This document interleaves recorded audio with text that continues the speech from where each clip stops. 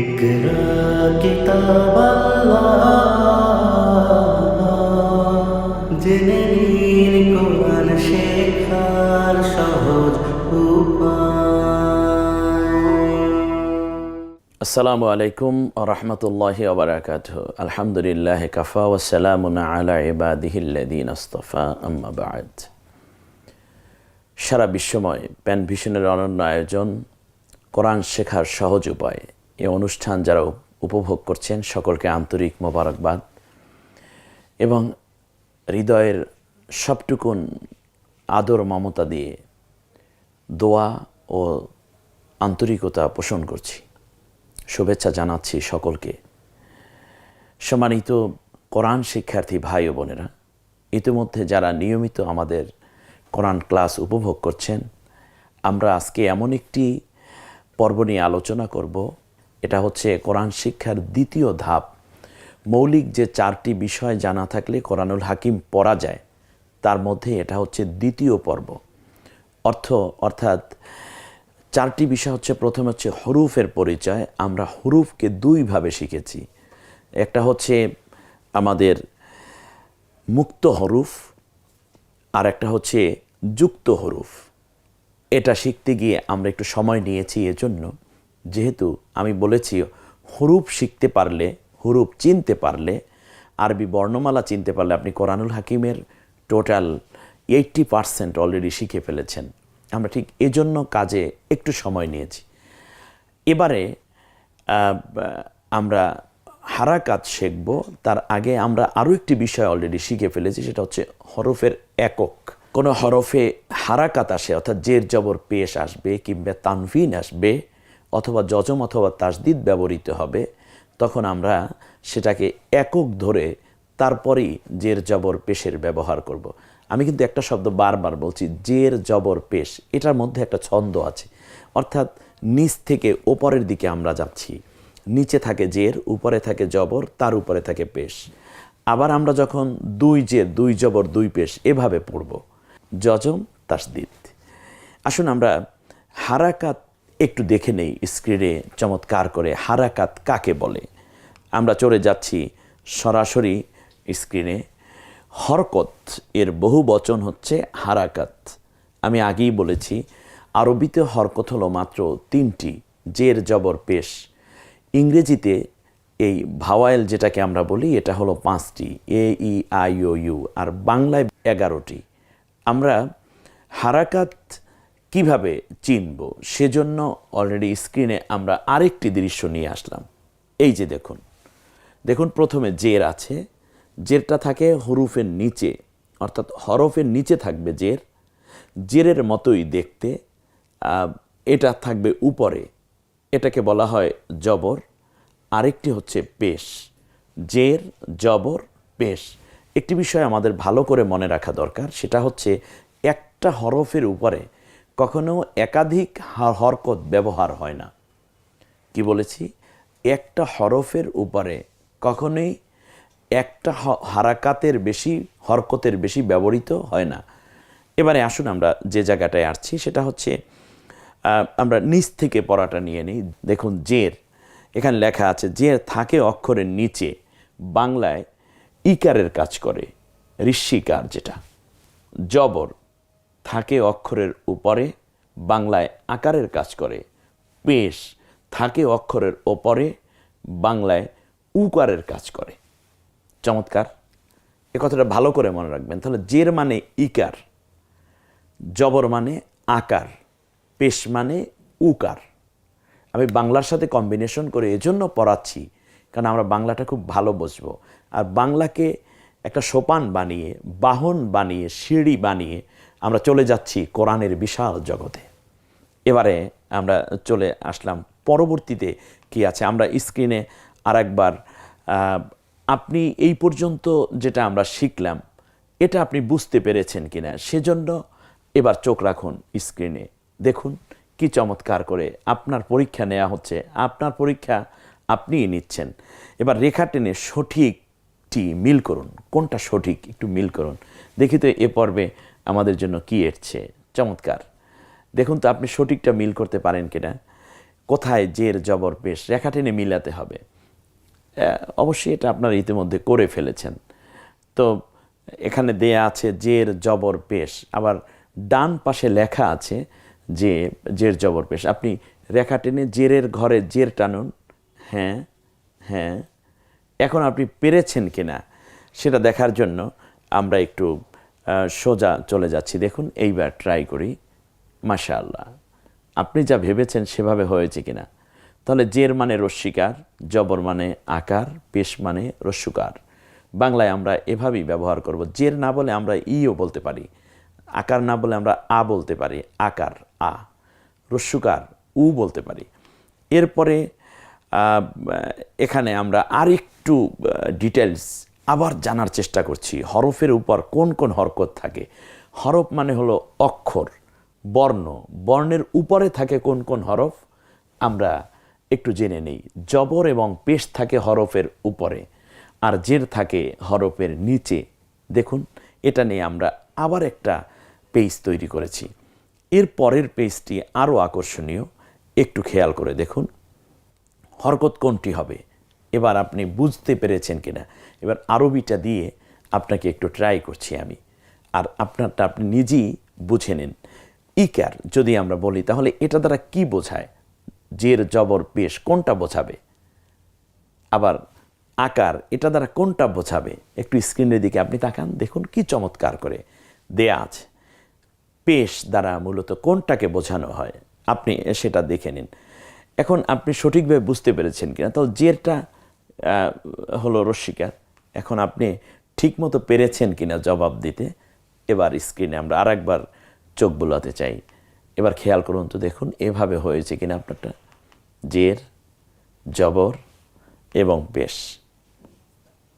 হয়েছে, চমৎকার পেরেছেন আপনি। এবার আমরা হরকতের নাম লিখুন এবং কোন হরকত কিসের কাজ করে ও কোথায় থাকে। একই সাথে আমরা 3টা জবাব নিতে চাই আপনার কাছ থেকে।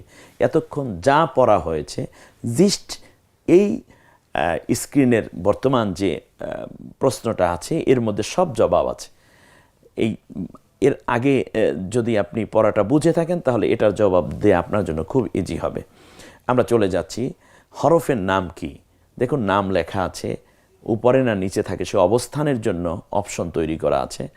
এবারে উপরে লেখা আছে পেশ, একেবারে সর্ব উপরে। এটার নাম হবে কি বলুন? পেশ। আর এর কাজটা কি? কাজটা হচ্ছে রস্যুকারের মতো কাজ করে। আর থাকে কোথায়, উপরে নাকি নিচে? 2টা অপশন দেওয়া আছে। আপনি সঠিকটায় টিক চিহ্ন দিবেন। সেজন্য আমরা সোজা চলে যাচ্ছি উত্তর পর্বে। দেখি তো আপনি এভাবেই চিন্তা করেছেন কিনা। একটা বিষয় ভালো, জের শব্দটা বললেই অক্ষরের নিচে চলে যাবে, সে খারাজের হোক, 2 জের হোক কিংবা 1 জের হোক। জবর এবং পেশ এ দুইটা থাকে উপরে। যজম এবং তাসদিদ এটাও থাকে অক্ষরের উপরে, হরফের উপরে থাকে।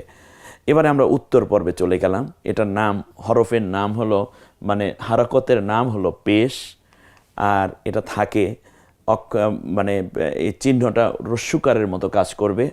আর থাকে অক্ষরের কোথায়? উপরে। দেখছেন কি চমৎকার, আপনার 3টা জবাব এখানে রয়েছে।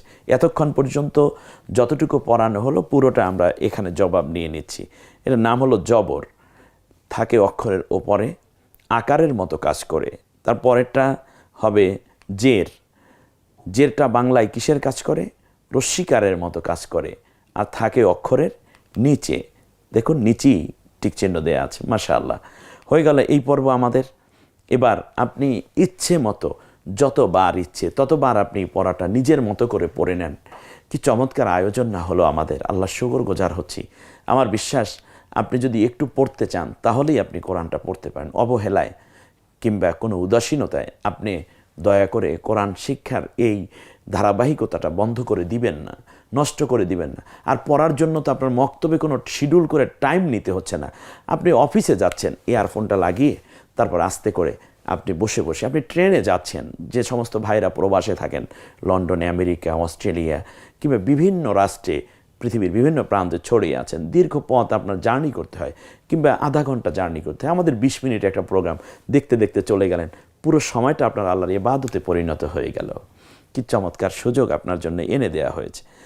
এবারে আমরা জানতে চাচ্ছি কোনটা কোন কাজ করে। এলোমেলো করে আপনি যেন ভুলে না যান, আমার টার্গেট তো ওখানে, আপনি যেন পারেন। এবার খেয়াল করুন, এখানে দেখুন এলোমেলো করে জের জবর পেশ দেয়া আছে। ডান পাশে আপনি দেখুন একদিকে যেমন দেয়া আছে জের জবর পেশ, অপর দিকে দেয়া আছে আপনি এইটার আকার রস্যিকার রস্যুকার। আপনি কোনটার সাথে কোনটা, এটা কিন্তু এলোমেলো করা, বরাবরে টানলে হবে না। এবার ঠান্ডা মাথায় বুদ্ধিজীবী সুন্দর করে দেখে শুনে কাজ করতে হবে। এবার খেয়াল করুন, চমৎকার। দেখুন আমরা উত্তর পর্বে চলে যাচ্ছি। পেশটা কোন দিকে যাবে বলুন? পেশ, বাস পেশ রস্যুকারের কাজ করে, জবর কিসের কাজ করে? আকার এর কাজ করে, জের রস্যিকারের কাজ করে। বাস আলহামদুলিল্লাহ, আমরা এই পর্যায়টা নিয়ে আসলাম। মনে রাখতে হবে হারাকাতের উচ্চারণ খুব দ্রুত করতে হয়। যেমন বায়ের উপর যে জবর দেয়, একক ছিল ব, আকার দিয়ে হলো বা, তা বা বলবেন না, বলেন বা। মিমের উপর জবর, মিমের একক, মিম বলার সাথে সাথে আপনার মাথায় ঢুকতে হবে মিম মানে ম। মিমের উপর জবর মানে মকে আকার দেওয়া, বলতে হবে মা না, বরং বলবেন মা। মিমে পেশ, তাহলে মিমের একক ম, পেশ মানে রস্যুকার, আপনি মু মু বলবেন না। আবার নুনে জের, আপনি বলবেন না নুনের একক তো ন, নকে রস্যিকার দেয়া, জের মানে রস্যিকার, নি, আপনি নি বলবেন না, বলবেন নি। আমরা এরপরে এ পর্যন্ত যতটুকু শিখেছি তার উপরে একটি চমৎকার ট্রাই আমরা করব এখন জের জবর পেশের উপরে। অতএব আমরা সোজা চলে যাব, আমাদের আরেকটি পর্ব রয়েছে, যেই পর্বের মধ্যে আমরা জানতে পারবো যে কিভাবে আমরা এ পর্যন্ত যা শিখেছি তা কতটুকু শিখতে পেরেছি। সোজা চলে যাই আমরা স্ক্রিনে। প্রথম যে হরফটা আছে, এই হরফটার নাম হলো আলিফ। এটা তো আমরা দেখতেছি নাকি? আমি বলতেছিলাম এটাকে আপনি আ বানাবেন। আপনি খেয়াল করুন কথাটা কত কঠিনটা আপনি করছেন এখন। সেটা হচ্ছে কোরআনে তো আ দেওয়া আছে, আপনি আ পড়বেন, ওখানে আরবি লিখতেও হলো না, কিচ্ছু করতে হবে না, শুধু আলিফের উপর জবর দেয়া আছে, আ বানাতে হয়, দেয়া আছে, আপনি শুধু উচ্চারণ করেন। আর এখন আপনি বানাচ্ছেন, বলুন তো দেখি কোনটা কঠিন? বলছেন, বানাচ্ছেন, বানিয়ে বলছেন, এটা কঠিন নাকি বানানো আছে বলবেন? স্বাভাবিকভাবেই ওটা কঠিন, সহজ। ওই সহজটা করানোর জন্য আমি একটু কঠিন কাজটা করাই নিলাম। আমি আশা করি আপনি কঠিনটাও পারবেন। এই অটাকে আ বানাবেন, বলুন তো কী করতে হবে? এখানে খেয়াল করুন আলিফ দেয়া আছে, আমি অ্যারো চিহ্ন দিয়ে বলছি আপনাকে আ বানাতে। তাই আলিফের একক ছিল অ, এখানে আকার দেওয়া আছে যেহেতু আ, তাহলে আ বানাতে হলে একটা জবর দিতে হবে। জবর মানে আকার, অকে আকার দিলে যেমন আ হয়, ঠিক তেমনই আলিফকে জবর দিলে আ হবে। দ্বিতীয় যে শব্দটি যদিও একটু মানে মুক্ত অক্ষর, কিন্তু আপনাকে মুক্ত বর্ণ, এরপরও আপনাকে এখান দিয়ে বানাতে বলা হচ্ছে, মামা বানাতে হচ্ছে। মামা বানাতে পারবেন আপনি? অবশ্যই পারবেন। মিমের একক হলো ম, আর দুইটা ম এখানে আছে, মিম মানে ম, মিম মানে ম। তা এখানে দুইটা ম আছে, দুইটা ম দিয়ে তো মামা বানানি জি, আকার আকার। তা আকার মানে কি? জবর, এই মকে আকার, এ মকে আকার। তারপরে বানাতে বনা হয়েছে সামিরু, সামিরু। এটা একটা স আছে, একটা ম আছে, একটা র আছে, বাস। সকে আকার দিলে সা, এই আকারটা মানে জবর, মকে রস্যিকার দিলে মি, মিমকে রস্যিকার দিয়ে মি বানানো যায় না। কিন্তু যখনই আপনি হরকত দেবেন তখন এই মিমটাকে ম ধরে পড়তে হবে।